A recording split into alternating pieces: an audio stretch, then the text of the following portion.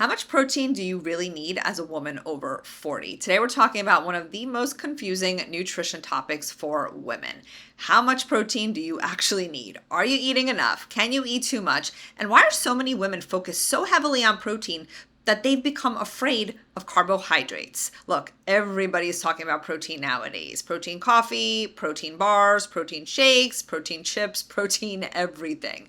And while I absolutely agree that many women over 40 do need more protein than they're currently consuming, I also think that we've swung a little too far in that direction, that we have forgotten something important. Protein is not the only macronutrient that you need to know.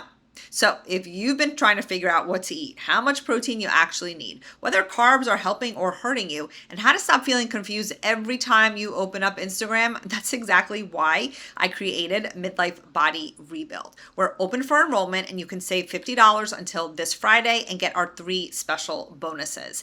Inside this 6-week live coaching experience, we're walking women over 40 through exactly how to build your meals, how much protein you need, where carbs fit in, and giving personalized feedback so you can stop guessing. I will put a link in the show notes so you can learn more and save your spot.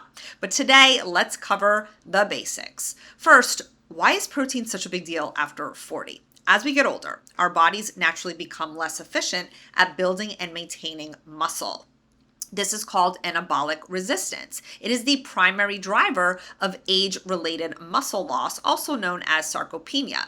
Basically, the same amount of protein that may have worked in your 20s doesn't create the same response in your body in your 40s and beyond. At the same time, we're dealing with hormonal changes, increased stress, disrupted sleep, less activity, and sometimes years of under-eating and chronic dieting. The result? Many women gradually lose muscle over time without even realizing it. And that's a problem because muscle is one of the most metabolically active tissues in your body. Essentially, that means muscle helps to support your metabolism, blood sugar regulation, insulin sensitivity, strength, mobility, and even your bone health. So when women tell me they want to lose fat, they want to feel stronger, they want to improve their metabolism, age well, and have more energy, protein supports every single one of those goals. So it's kind of important. So how much do you actually need? The official RDA, or recommended dietary allowance for protein, is about 0.8 grams per kilogram of body weight, but that's really the minimum amount needed to prevent deficiency. It's not necessarily the amount that supports optimal body composition, muscle maintenance, strength training, or healthy aging. So in my coaching practice, we generally recommend somewhere between 0.75 and 1 gram of protein per pound of ideal body weight. So if your ideal body weight is around 140 pounds, you would aim for roughly 105 to 140 grams of protein per day. Now, before you start stressing out about that number, remember this is a range. It's not a perfect number by any means, and you don't have to meet the exact number every single day. Someone who is actively trying to build muscle may benefit from the higher end of that range. Somebody who's just maintaining their weight may do well somewhere in the middle, and somebody who's just kind of getting started may begin lower and then gradually work their way up. The goal is not perfection, it's improvement over time. So if you're currently eating 50 grams of protein per day and you start eating 75 to 100 grams, that's a huge win. Now, here's something that I do want you to know, and I don't think enough people talk about when they're telling you to, kick back all this protein. When women increase protein, they sometimes notice some bloating, fullness, or digestive changes. And many will immediately assume that protein doesn't work for them, or it's too much, or they can't tolerate it. But that's not really the issue. More often, it's because they went from a really low amount of protein to a ton overnight, or they're eating protein bars and shakes all day instead of real food, or they're rushing through meals, barely chewing, and eating when stressed. Your digestive system needs time to adapt. So increase gradually, chew your food thoroughly, slow down when you eat. I know that's a challenge for those of us who are doing all the things, and stay hydrated throughout the day. And in some cases, digestive support like enzymes can be helpful, especially if you know that digestion has been an issue for you maybe in the past when you increase your protein or just in general. These are exactly the kinds of things that we're going to be discussing inside Midlife Body Rebuild, because nutrition isn't just about what you're eating, it's also about how well you're digesting and utilizing those nutrients.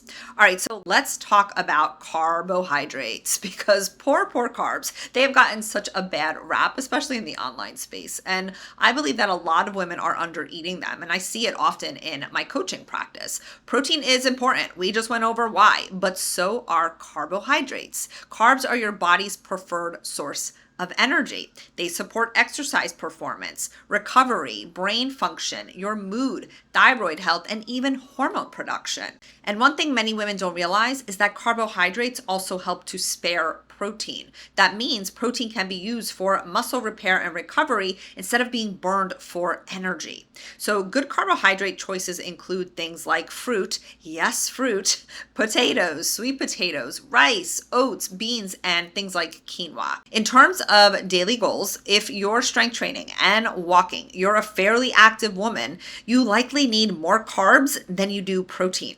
For example, you may need upwards of 150 to 200 grams of carbs per day. Yes, you heard that right.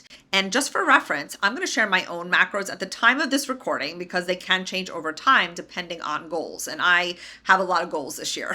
So I'm 43 at the time of this recording. I'm 5'2". I weigh about 128 pounds, and I consume about 120 to 130 grams of protein and about 175 to 185 grams of carbs per day. Sometimes that could be a little more.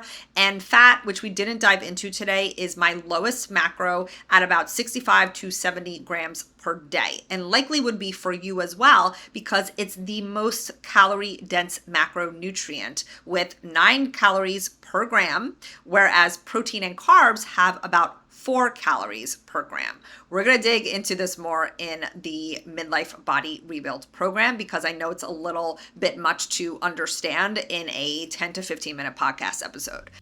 You've heard me say over and over again how important it is to consume ample protein. As we lose hormones in perimenopause, it is vital to balance our blood sugar and increase lean muscle mass. Protein is one way of doing that, and too many women underconsume this vital macronutrient.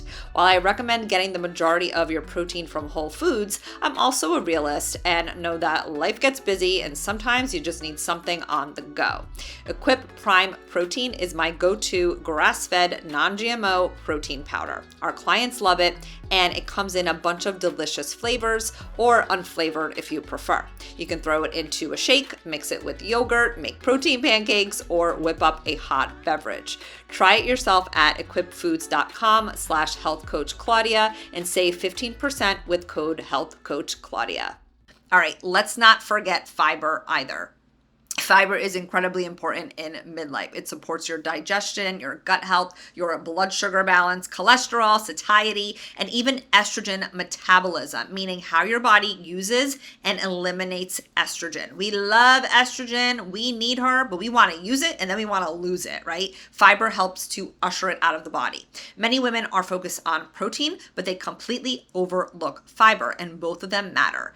Now, another thing that sometimes happens when women start strength training and increasing carbs, which also are a form of fiber, is they notice the scale goes up slightly, or they feel a little softer or fuller.